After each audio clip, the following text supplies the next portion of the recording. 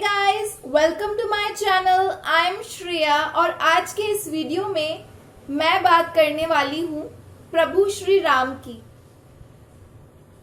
भगवान राम जी का जन्म इक्ष्वाकु वंश में हुआ था, जिसकी स्थापना भगवान सूर्य के पुत्र राजा इक्ष्वाकु ने की थी। इसी कारण भगवान राम जी को सूर्यवंशी भी कहा जाता है। हम सभी जानते हैं कि प्रभु श्री राम जी को 14 वर्ष का वनवास हुआ था।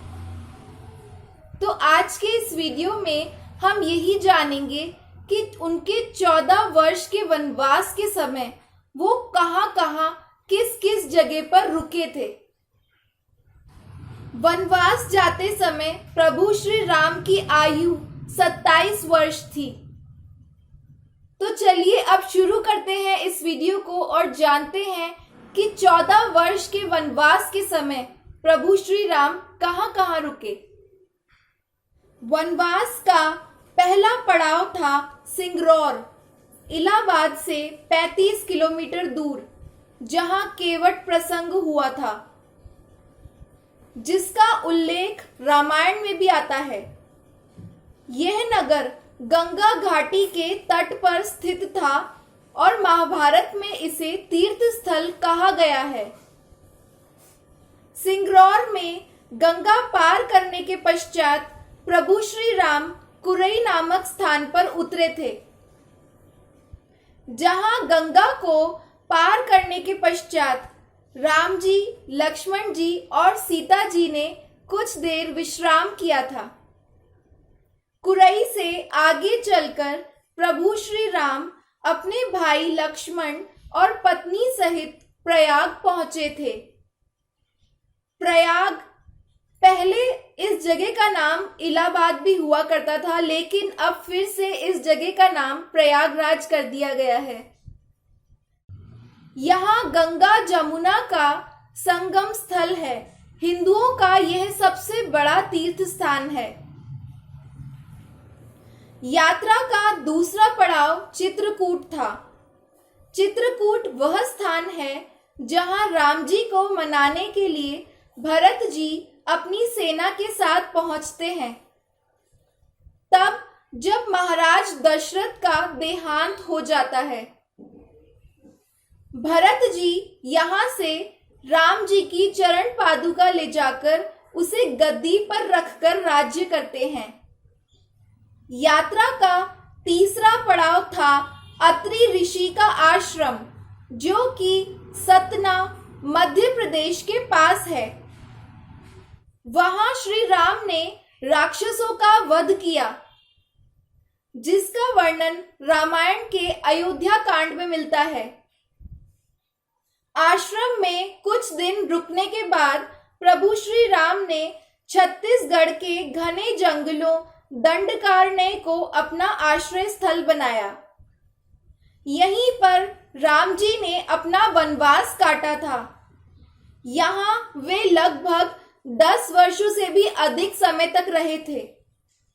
यात्रा का 5वां पड़ाव था नासिक में गोदावरी के तट पर स्थित 5 वृक्षों का स्थान पंचवटी। माना जाता है कि इन वृक्षों को प्रभु श्री राम, माता सीता और लक्ष्मण जी ने अपने हाथों से लगाया था और यहीं पर लक्ष्मण जी ने शूर्पणखा की नाक काटी थी। यात्रा का 6वां पड़ाव नासिक से 56 किलोमीटर दूर सर्वतीर्थ नामक स्थान था।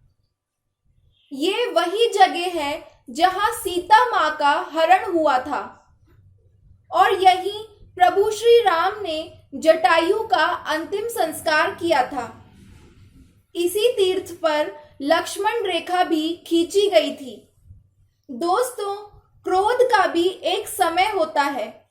जटायु के जीवन का एक ही पुण्य था कि उसने समय पर क्रोध किया, माता सीता के हरण के समय। समय आने पर जटायु की मृत्यु तो हुई, लेकिन परिणाम स्वरूप उनकी मृत्यु प्रभु श्री राम की गोद में हुई।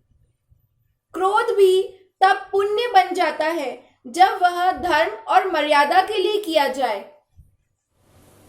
अब शुरू होती है माता सीता की खोज, यात्रा का 7वां पड़ाव। सर्व तीर्थ वह स्थान था जहां जटायु का वध हुआ था। वह स्थान माता सीता की खोज का प्रथम स्थान था। उसके बाद प्रभु श्री राम अपने भाई लक्ष्मण जी के साथ तुंगभद्रा एवं कावेरी नदी क्षेत्रों के अनेक स्थलों पर माता सीता की खोज में गए। यात्रा का 8वां पड़ाव था केरल। माता सीता की खोज में जटायु और कबंध से मिलने के पश्चात प्रभु श्री राम ऋष्यमुख पर्वत के रास्ते पर निकल पड़े थे। रास्ते में वे पंपा नदी के पास केरल में शबरी आश्रम पहुंचे और यहीं उन्होंने शबरी के झूठे बेर खाए। यात्रा का 9वां पड़ाव मलय पर्वत और चंदन वनों को पार करते हुए वे ऋष्यमुख पर्वत की ओर बढ़े। यहाँ उन्होंने हनुमान जी और सुग्रीव जी से भेंट की, माता सीता के आभूषणों को देखा और प्रभु श्री राम ने बाली का वध किया। यात्रा का 10वां पड़ाव था कोडीकरई। प्रभु श्री राम ने पहले अपनी सेना को कोडीकरई में एकत्रित किया। सर्वेक्षण के बाद जाना कि यहाँ से समुद्र को पार नहीं किया जा सकता। तब उन्होंने रामेश्वरम की ओर कूच किया। यात्रा का 11वां पड़ाव रामेश्वरम था। महाकाव्य रामायण के अनुसार भगवान श्री राम ने लंका पर चढ़ाई करने के पहले यहाँ भगवान शिव की पूजा की थी। रामेश्वरम का शिवलिंग प्रभु श्री राम द्वारा स्थापित शिवलिंग है।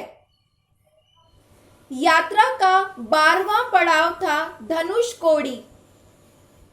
प्रभु श्री राम ने वह स्थान ढूंढ निकाला जहां से आसानी से श्रीलंका पहुंचा जा सकता हो। उन्होंने नल और नील की मदद से सेतु का कार्य आरंभ किया। धनुषकोडी ही भारत और श्रीलंका के बीच एकमात्र स्थलीय सीमा है। तो जो सेतु बनके तैयार हुआ इसे राम सेतु कहा जाता है और इंटरनेशनल लेवल पर इसे एडम्स ब्रिज कहा जाता है। लेकिन जिन पत्थरों से ये सेतु बना हुआ है उन पत्थरों का राज क्या है? प्रभु श्री राम की वानर सेना के द्वारा भारत के दक्षिणी भाग रामेश्वरम पर बनाया गया ये पुल, जिसका दूसरा किनारा वास्तव में श्रीलंका के मन्नार तक जाकर जुड़ता है। कुछ लोग इसे धार्मिक महत्व देते हुए ईश्वर का चमत्कार मानते हैं, लेकिन साइंस इसके पीछे क्या तर्क देता है वो बिल्कुल ऑपोजिट है। साइंस का मानना है कि राम सेतु पुल को बनाने के लिए जिन पत्थरों का यूज हुआ था वे कुछ खास प्रकार के पत्थर हैं जिन्हें प्यूमाइस स्टोन कहा जाता है। एक्चुअली ये पत्थर ज्वालामुखी के लावा से उत्पन्न होते हैं। जब लावा की गर्मी एटमॉस्फेयर की कम गर्म हवा या फिर पानी से मिलती है तो वे खुद को कुछ कणों में बदल देती है।